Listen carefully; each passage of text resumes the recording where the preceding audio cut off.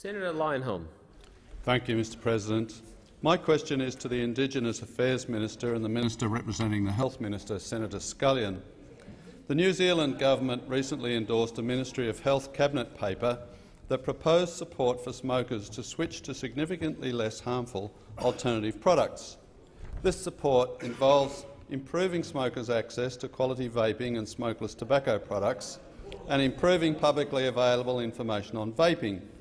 The Cabinet paper emphasises access to vaping in particular for Maori smokers because a greater proportion of the Maori population smokes compared to the non-Maori population.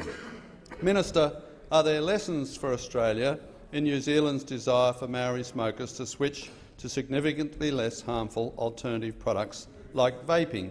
Given the very high rates of smoking by Indigenous Australians, why would this not be relevant to Australia? The Minister for Indigenous Affairs and representing the Minister for Health, Senator Scullion.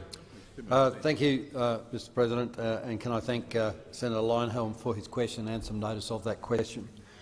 The government currently takes an evidence-based approach to the subject of e-cigarettes and vaping devices in efforts to reduce harm from tobacco. We would acknowledge that there is a range of studies internationally which appear to demonstrate the safety of vaporised nicotine products, but equally, Mr President, there is no conclusive evidence which can say with any certainty that these products are safe. Make no mistake, Mr President, tobacco is the leading cause of preventable death, premature death and disability in Australia, and this government remains committed to doing everything we can to reducing smoking levels.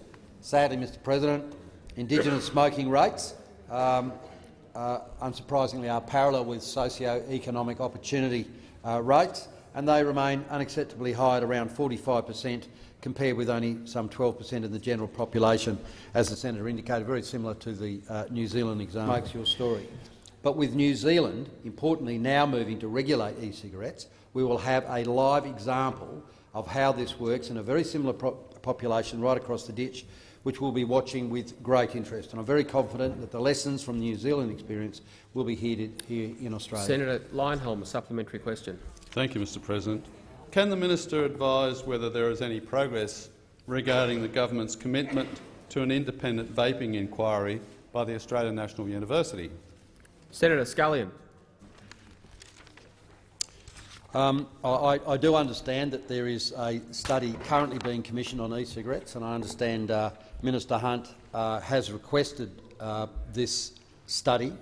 I'm sure he'll be very happy to work with the Senate and the Senate crossbench if you'd like to have some input into the terms of reference for the study. So I've been informed of that. So obviously we're up to the stage where you'll still be able to have some input.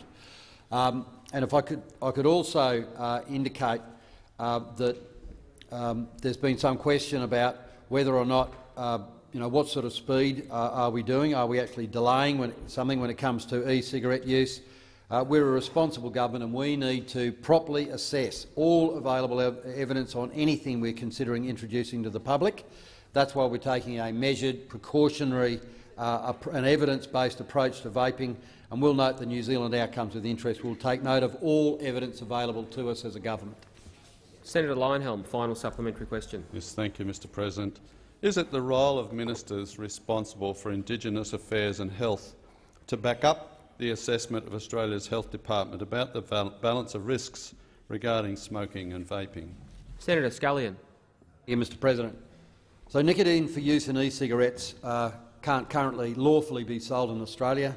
The legal use of nicotine for use in e-cigarettes would require an amendment in the Uniform Scheduling of Medicines and Poisons, that's the Poison Standard, which is actually a record of decisions regarding classifications of medicines and chemicals into schedules for inclusion in the relevant legislation of the states and territories. So there's a clearly defined process for amending the Poison Standard to be considered. It's important to note this is actually independent from government. The effect of this decision is that commercial supply of nicotine for use in e-cigarettes remains prohibited currently under state and territory poisons legislation, but we are confident that the TGA's scheduling legislation and the underlying decision-making processes provide a robust mechanism for an assessment and determination of this issue to be made, which appropriately balance potential risks and benefits, and this will be again informed by the relevant evidence. Senator Marshall.